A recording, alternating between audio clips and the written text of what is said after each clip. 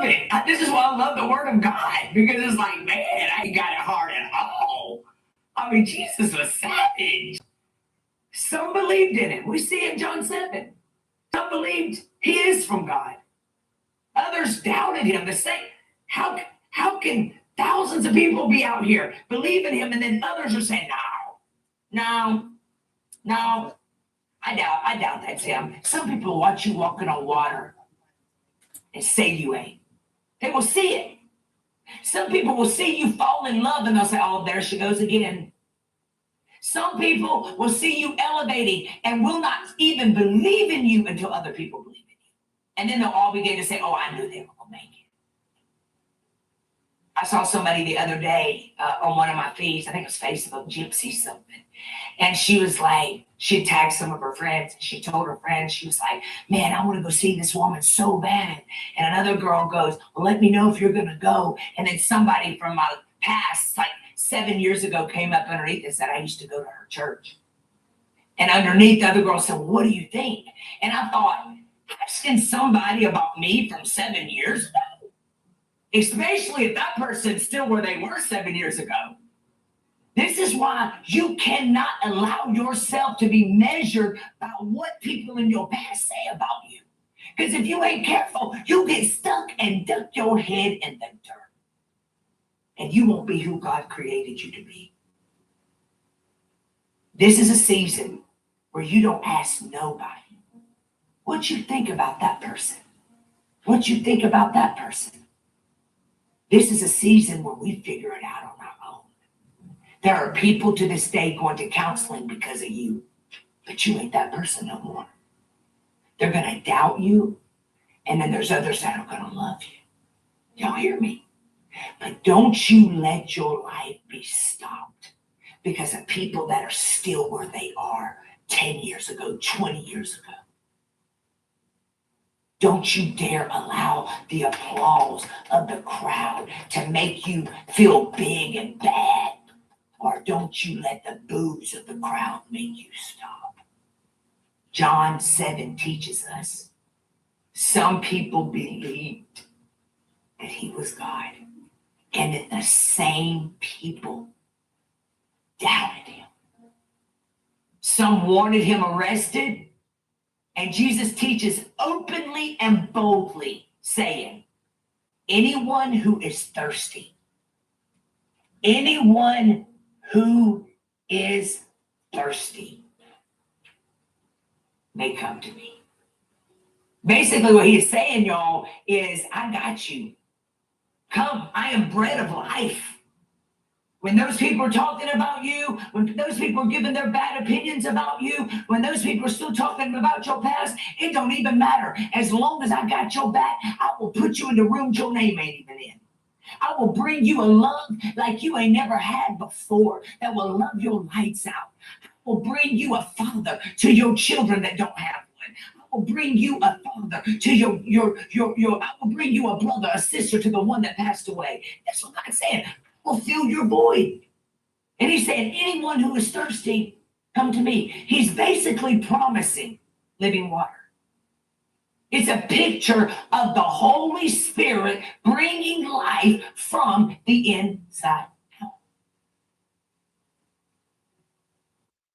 So don't you let yourself get stuck on someone that says you ain't big enough, bad enough, and good enough to do what God has called you to do. Think of it this way. You are the hands and feet of Jesus. We're not spending any more time trying to get people to understand us. One thing that I have discovered is that when people don't want to believe in you and they doubt you and they don't see your worth, there's nothing on this planet that you can ever do to make them believe it. But there are 8 billion people in this world that God is sending you to them to change their lives. So he's promising living water. Still, they just watched him feed 5,000 people with 5 loaves of bread and 2 fish and still had left over. He basically fed 5,000 people with a Happy Meal. And people watched this miracle and still didn't believe him.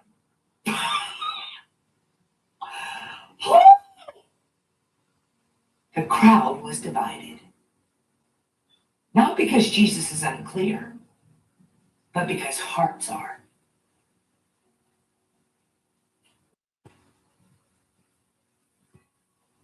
Saw the miracle. And still were divided. So Jesus is, in John 7, he's basically telling us, Jesus always creates a decision point. He's basically saying you can't stay neutral forever. What are you going to do today, y'all? What you going to do? You going to get up and live? You going to tell your heart to beat again? You going to get your confidence back? Are you going to keep letting people in your life that are toxic, that throw you away every time you make them mad? Are you going to say, God, I'm all in? You don't wait until you get ready. You get ready now. And keep going while you're getting ready. You don't wait to come to know Jesus when you get it right. You come to know Jesus and he helps you get it right. He says, I am the way, the truth, and the life. Jesus always creates a decision point. He's basically saying you can't stay neutral forever. Thank you, Queen. You can't stay neutral forever. You can't have one foot in and one foot out. You can't. You can't get rid of that sickness and still keep doing the things that you're doing. Thank you, TikTok. It matters who's in your life. It matters who you listen to. It matters that you learn how to make your own decisions without other people's input. It matters that you learn how to have knee mail, Knee mail, which means getting down on your knees and saying, God, I need direction. He doesn't need your mouth. He doesn't need you harping on your husband. He don't need you nagging your kids. He needs you to pray. Because when you're praying, prayer changes you. And then your prayers change you for whatever is needed in that situation. So you're out of your feelings and in healing. So you learn to hush and heal. In John 8 was talking about truth, freedom, and identity. It is so good. Y'all, this is so juicy. I'm having so much fun. I've read the Bible through, but I'm going to be very honest with you. I have never enjoyed it as much as I'm enjoying it with y'all. With my BFFs. BFFs.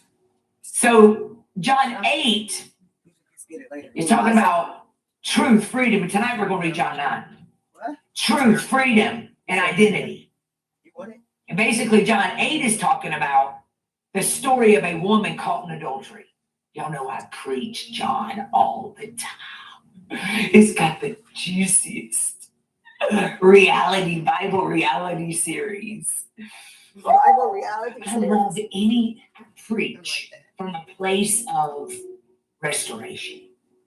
I preach from a place of healing. Like I show you how to heal. I give you the tools. I preach the BIBLE. I help you get your life together so you can live an abundant life. And that's why I love John.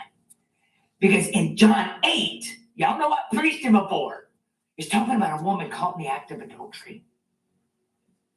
Religious leaders wanted to shame her. But Jesus offers her mercy and truth. He basically says to this whole crowd of religious people, I don't condemn you. In front of all these religious people that are telling Jesus to stone her, he's saying, in front of all them, I don't condemn you. And he says, go and sin no more. He didn't put a dunce cap on her. He didn't put her in the back of the church. He didn't go on social media and blast her. He didn't go to a blog and leave bad comments about her.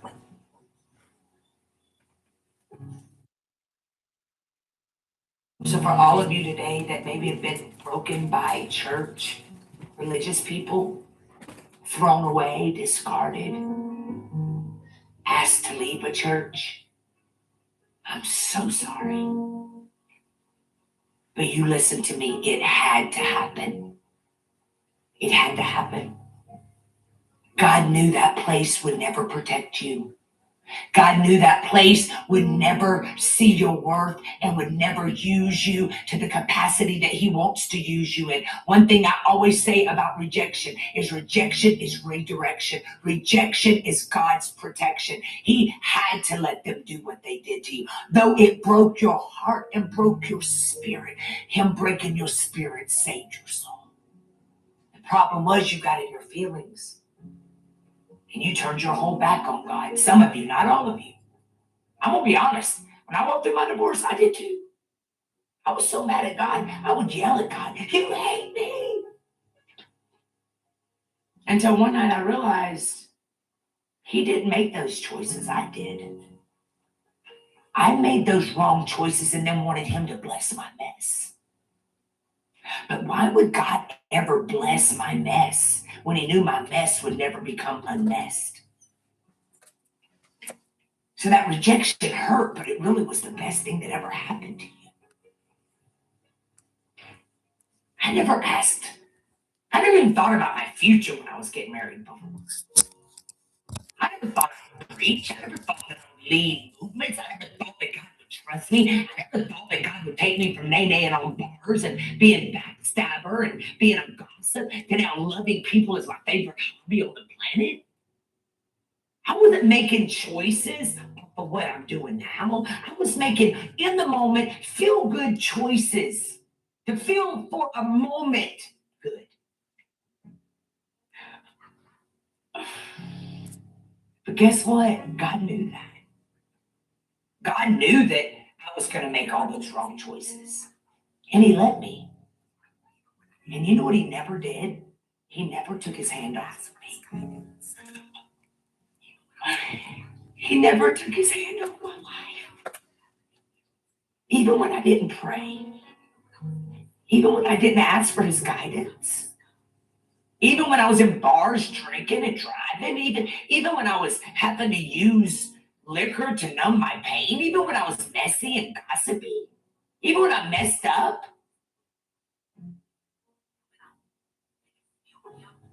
Even when I took the blessings he gave me and wasn't grateful, he never left me.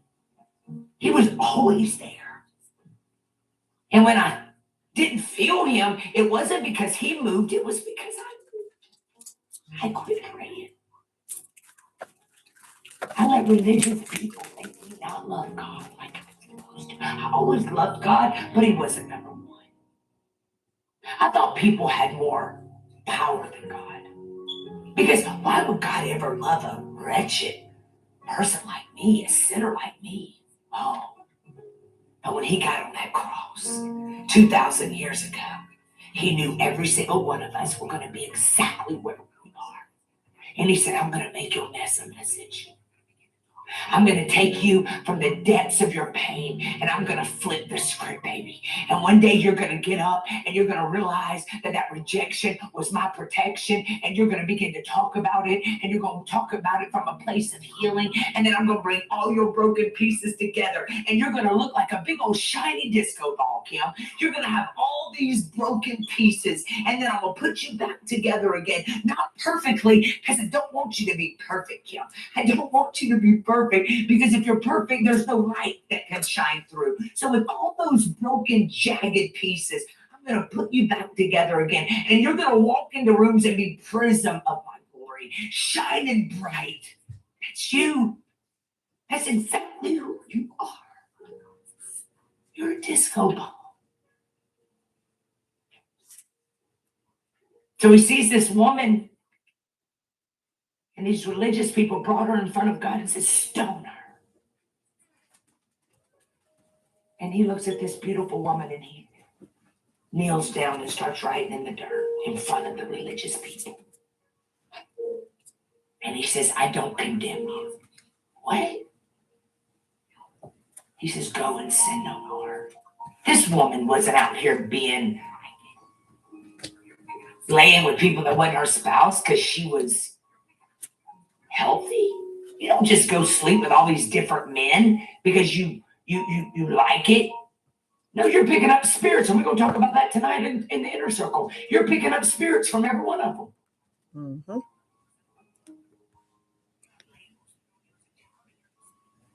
You do it because you're broken. You make these decisions because your daddy walked out on you, or your mother wasn't a good mother, or you had labels put on you as a child, and you're just looking for a hole filler. But Jesus is telling you today,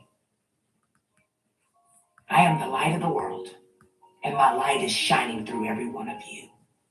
And he's also telling, I am the truth, and I will set you free. But you got to work with God.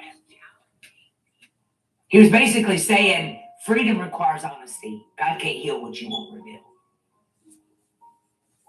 So Jesus basically in John 8 is challenging people who claim faith but refuse transformation. What have you been refusing? Why did you quit? Why did you quit believing in your business? Why did you quit believing in love? Why did you quit believing in your marriage? Why did you quit believing in you? Thank you, Yolanda, for my gift. So he teaches us, he said, he declares, I am the light of the world. The truth will set you free. And then he says, freedom requires honesty. Jesus challenges people who claim faith but refuse transformation. He ends with a bold statement. I don't even know what that means. He says, before Abraham was born, I am. Jesus is not just a teacher, he is God. So Jesus doesn't expose us to shame us. He exposes us to heal us. And true freedom comes when we let his truth change us, not just comfort us. So the question for you, am I walking in the light or am I hiding in what feels in the familiar? dark? Am I walking in the light or hiding in the dark? Am I walking in the light or hiding in what feels familiar? Jesus is more than a miracle worker. He is the source of life. Not everyone who sees Jesus will follow him. Truth brings freedom, but freedom requires surrender. Faith grows when we choose trust over convenience. Search your heart today. Are you leading with wounds? Are you letting your wounds mess up your future? Are you letting fear drive you? Are you letting your emotions? Maybe you left your brush at church. Maybe you found out last night your spouse is cheating on you. Maybe you're a tired single person. It won't always be like this. The Lord will perfect what's concerning you. Sooner or later, it'll turn in your favor. He's turning it around for you. It's a season, not a sentence. Stop letting a season define your lifetime. I want everybody to lift up your hands like this. Come on, just do this. If you're at your desk, just do this. Say, Jesus, I don't just want what you can do for me. Say, I don't just want what you can do for me. I want to know you. I want to trust you. And I want to follow you.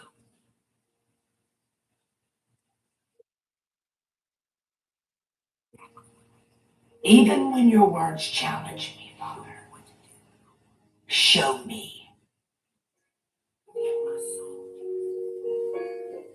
exactly what I need to work on. Show me what to do and I'll work with you. Feed my soul, Jesus. Fill me with your spirit and lead me into truth that makes me free.